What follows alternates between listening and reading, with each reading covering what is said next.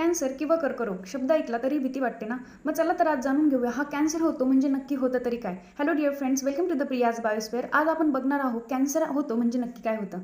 आपल्या शरीरामध्ये वेगवेगळ्या प्रकारच्या पेशी म्हणजे सेल असतात आणि या सेल कंटिन्युअसली डिवाइड होत असतात. म्हणजेच काय, एका सेलपासून 2, 2 पासून 4 आणि 4 पासून 8 अशा प्रकारे सेलची संख्या वाढत जाते. याला सेल सायकल असं म्हटलं जातं.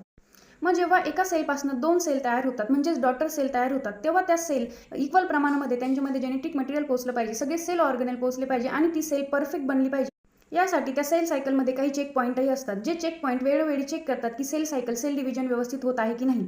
आपल्या शरीरामध्ये नेहमी जेवढे आवश्यक आहे तेवढ्याच सेल बनवल्या जातात. मग जेव्हा ही सेल डिव्हिजन किंवा सेल सायकल ही अनकंट्रोल होते आणि अनवॉन्टेड सेल तयार होतात, म्हणजे खूप जास्त प्रमाणात सेल तयार होतात, तेव्हा तिथे गाठ तयार होते म्हणजेच ट्यूमर बनतात.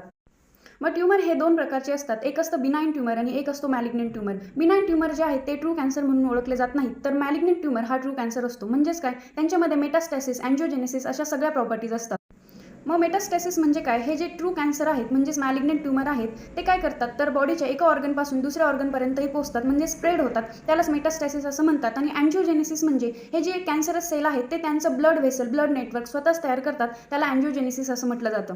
अनेक वेगवेगळ्या प्रकारचे कॅन्सर असतात. मग हेच कॅन्सरचे वेगवेगळे प्रकार आणि त्यावर कोणत्या ट्रीटमेंट घेतल्या जातात यावर येणारे प्रश्न आपण बघणार आहोत नेक्स्ट व्हिडिओमध्ये. व्हिडिओ आवडल्यास नक्कीच लाईक करा, शेअर करा. थँक्यू.